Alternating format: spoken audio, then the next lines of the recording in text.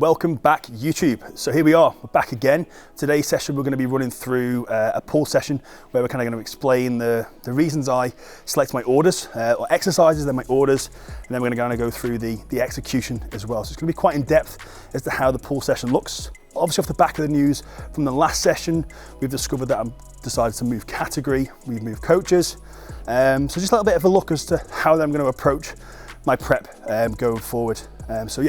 So we start off today with our pull session. We've actually got Lauren's with us today off the back of winning at the Race Trick Rumble last week bikini category. So yeah, she's in, just finishing now, starting her peak week for next week as we go to the Arnolds. So busy week ahead, busy week behind. So yeah, look, hopefully you enjoy what we're going to do, and we'll get to it.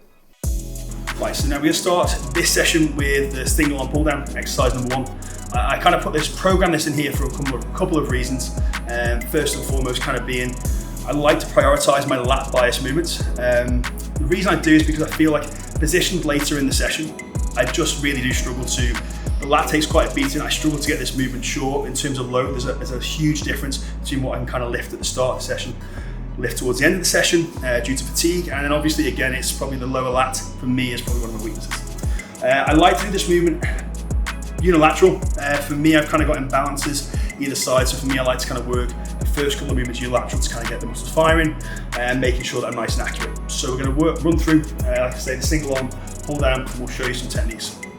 So we're going to start off with the single arm pull down. So let me talk you through kind of my explanation of how I do it and the benefits and the reasons why. So first and foremost, for me, it's about stabilizing the movement to create as much accuracy as we can within the lat. So from there, I'll lock myself in nice and tight to the machine. I really focus on driving my knees up into this pad again to stabilize the body, and from there we lock ourselves in nice and tight, creating torque through the body and up into the machine. From there, I want to lean back just a touch again, holding onto the machine, creating force in through the machine. Again, this just causes stability around the body. Leaning back from me just a touch. My main focus here, to make sure we are lat biased, is imagine the hand is purely like a hook. So we're not pulling through the hand, we're not pulling through the forearm. That is purely an attachment onto the machine. So leaning back, locking in. I really focus on crunching down into my oblique. Again, this is going to create much more accuracy around the lat muscles, and that's the only thing that can drive and control the movement. So we lock ourselves in nice and tight. From there, attachment on the hand.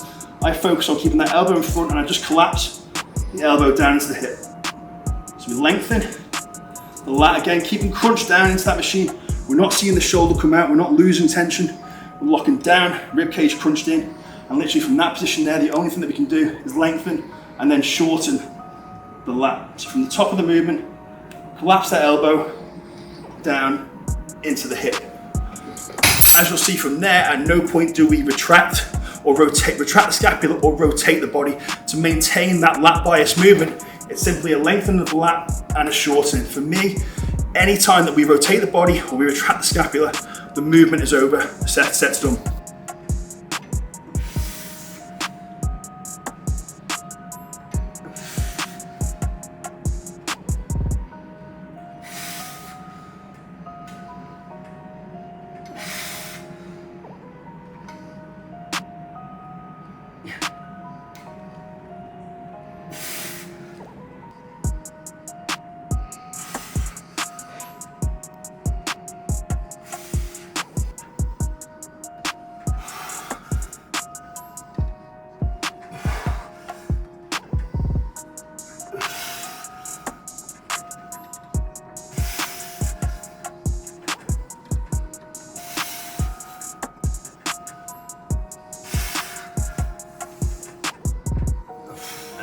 Emphasize again the importance of towards the back end of the set, even when we're tired, there's no retraction or rotation of the scapula or the body to finish the set.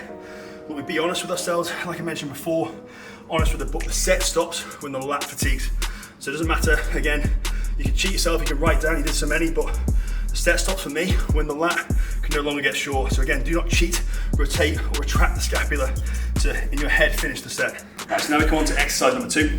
We come to the single arm cable row. Again, this movement's going to be lat bias, and I'll explain kind of why, and I'll explain how we then kind of create that bias. For me, my back development has developed hugely since I've started to be able to differentiate working the lat, the lower lat, and the upper back. And again, my job today is to try and explain that and how we sort of program that into our session. So again, we come to the single arm cable row. When I set this up, we're looking to, first of all, obviously brace as we pull the cable back. For me, I kind of work, so I'm pulling from the left, I would therefore dig and sort of brace on the left. This movement here, again, it's really important to kind of crunch down into the oblique and kind of stabilize this movement. This then allows purely the lengthening and the shortening of the lat to be the driver of this movement. Crunching deeply into the obliques from here, this position here. Again, we're just looking to, this is just an attachment to the hands. We're not pulling through our hands, we're not pulling through our forearms. Simply from there, we're looking to drop the elbow, collapse the elbow, down into the hip, lengthen, and again, it's a simple collapse the elbow, down into the hip. Again, you'll notice there's no retraction of the scapula or rotation of the body to keep this purely lat biased. We're lengthening and we're shortening. It looks to the naked eye that it's a short range of motion, but that is the only motion the lat needs to work on. So we're lengthening. Again, we're going to drop the elbow into the pocket, nice and tight. And how could I not introduce my beautiful assistant, Lauren's here today, helping obviously, and you know, off the back of a win last week at the Racing Rumble, huge win of the junior category. Back, obviously in prep, kind of going forward now, we go to the Arnolds next week, so it's a busy schedule coming up, and onto more, which is cool. But yeah, so Lauren's here to help me today. How are you feeling today? Chicken and veg. Yeah, chicken and veg is how we feel today, but no, it's yeah. good. It's all good. Just good. Amazing to have Lauren on board and be a part of that journey as well while I'm going through mine. So yeah, look, well, obviously she'll be along for the ride and doing much better than I have. I've done this for 7 to 10 years and come nowhere, and 2 years in we come away with a win, so I'll take some of that, I think. So for those of you who have, I've got these up my head like this mouse. Keep that in. For those of you who've struggled in the past kind of activating or feeling a lat, a couple of good tips for this are, one or two things is, I've definitely done things where I'll hold the contraction for a direct 2-second hold at the back. It just allows me to make sure I'm accurate in activating the muscle. And then secondly, for example, I'll have someone like Lauren behind me, where she'll kind of feel the target muscle to make sure I'm activating and using it. So there's a couple of tips if kind of activating any muscle you struggle with, you know, maybe incorporate them into your session.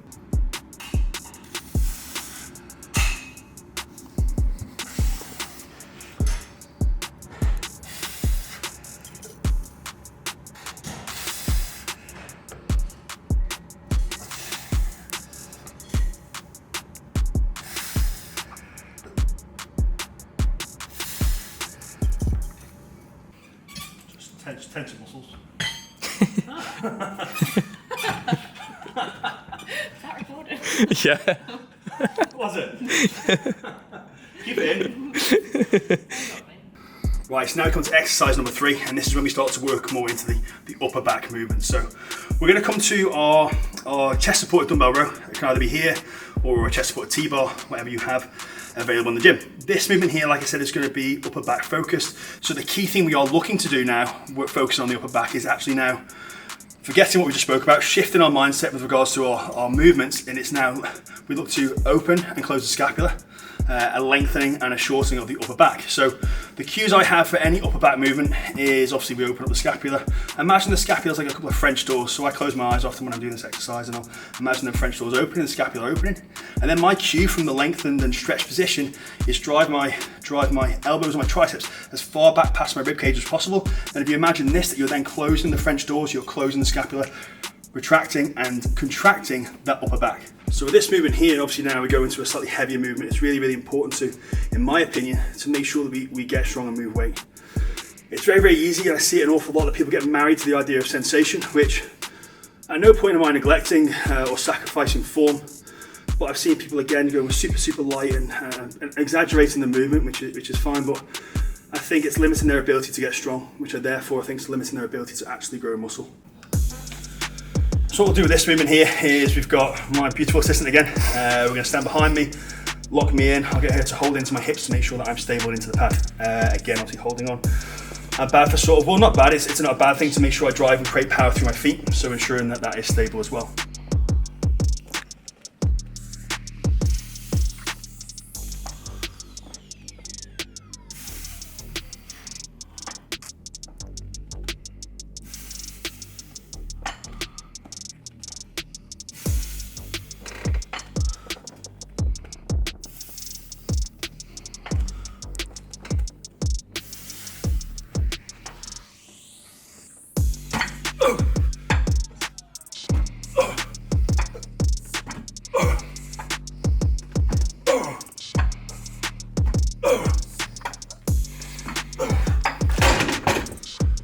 So now we come to exercise 4. We're going to come to a upper back biased pull down. I personally like to use this handle here. You'll see for me it's a more natural path for my elbows to take. I've tried to use a sort of standard bar before, but it causes me pain in my elbows, sign of getting old. But yeah, I enjoy the elbow path on this, where it allows me to be more accurately hit the upper back. So with this movement here again, as it is an upper back focused exercise, what we do is, I'll show you next. As we get ourselves into this machine, as always, my primary focus is creating stability from the floor. So that there is by driving my knees up into the pad and stabilizing the sort of lower half. Therefore, there's no temptation to move or swing, and it eliminates as many moving parts as possible to therefore create accuracy. So first and foremost, exaggerated obviously up, and then from this movement, I think people don't like the idea of leaning back, but by leaning back, it creates the angle that we need to target that upper back. We're then promoting the rib cage high, and from this position here, like all upper back movements, my primary focus is to drive the elbows back past my rib cage. From here, I look to stabilize, keep that body in position, lengthen the upper back, open the scapula, and again from that position there, we drive our knees up and our elbows back, keeping that chest high, and keeping that rib cage locked up.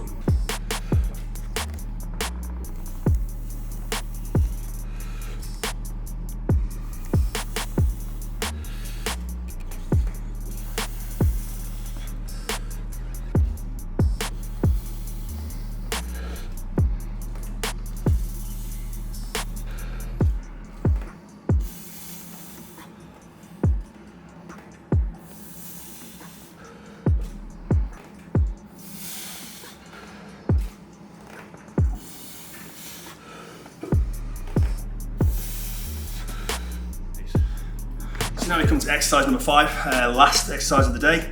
Again, we're going to target that upper back. I feel like for me, obviously having the upper back, like I mentioned, at the back end of the session, where it's definitely been fatigued, but it's fresher than it would be hitting the sort of lower lat very early on, as we do. So with this movement here, what we're looking to do is, again, obviously target the upper back. So I've tried to sit myself nice and tall in position, get my feet, again, I'm creating stability through my feet. That's a big thing that I promote. Chin and chest stays nice and high, and again, the movement has to be a case of the cue is working the elbows back past the ribcage, elbows or triceps back past the ribcage. So promoting that ribcage up, then going to work the elbows back and past, and again a very solid retraction of the scapula. For me, again, my 2 cues, I drive my feet through the pad, create stability, and pull my chest through. Again, this promotes posture. I see it all too much where people are leaning in with the weight. Okay, that promotes the stretch, but then the first thing that they'll do is they'll yank the body to create movement. So then the first couple of inches of the movement, there's absolutely zero tension on the muscle. We almost yank it back into position, we then recatch it. So you're losing a good sentence so much, but you're losing a good couple of inches and potential growth from the first part of the movement. My stomach all in a twist. I had to dish the cup, yeah. Now I got those water bottles in. I had some real dark days. Now things are looking real positive. Ones who I peel part ways. I don't need no parts of friends. I guess that's how the game goes. Lifestyle getting real. Lifestyle is a handful. I'm a one, only one dog. That's a fact, that's a case closed. Do roll, then I lay low. Wake up and do it every day. You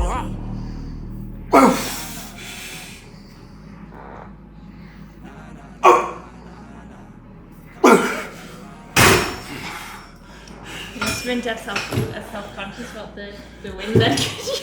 You didn't breathe at all. You said self-conscious. Can't breathe now. Make me feel embarrassed. We were saying before, Tom didn't get it on camera. Whenever George does the set, it's like being in like some sort of hurricane simulator. Literally like breathing all over you. And now I'm self-conscious, I've got to hold my bloody breath. But then he didn't do it then at all. He must have been like holding his breath. Very aware. Right, so now we come on to the last set. We're going to push a little harder here. We're going to run with a drop set to finish. So the first set moved well. I'm going to go a little bit heavier, and then I'm going to finish with a drop. So when I can no longer retract my scapula, perform the exercise properly, we'll then drop the weight and continue to push. Last one of the day, so we'll give it beans. Real loss, heard you talking all the pill talk. Wanna be like your favorite rapper, but your favorite rapper feeling real off. Made 3-piece that's back to back like Drizzy now. We the champs going back to back like Mike and them. They sleeping on me like Vicodin. No weakness when I work, got power strength. Nah.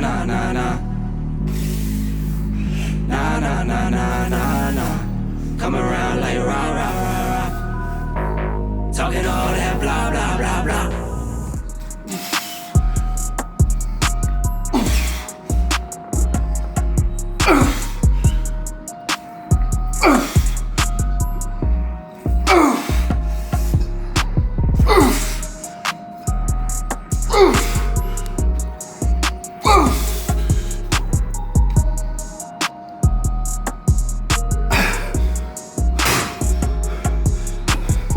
Excellent, guys. Thank you so much for tuning in. Hopefully that's been of some help. Obviously kind of just going into today, how the session looks. And try to break down every single exercise for you, giving you some little tips, hopefully, as and when needed. But again, appreciate you guys tuning in. For anyone else who's obviously enjoyed today, enjoyed the last episode, make sure that we like, subscribe, ring the bell, all of the above. Try and get more sort of flow through the channel, therefore I can provide more of this content. Again, just appreciate you all being here. On to the next thing. Lauren's gone. Enough. I don't blame her, but again, thank you all for tuning in, and I'll see you next time.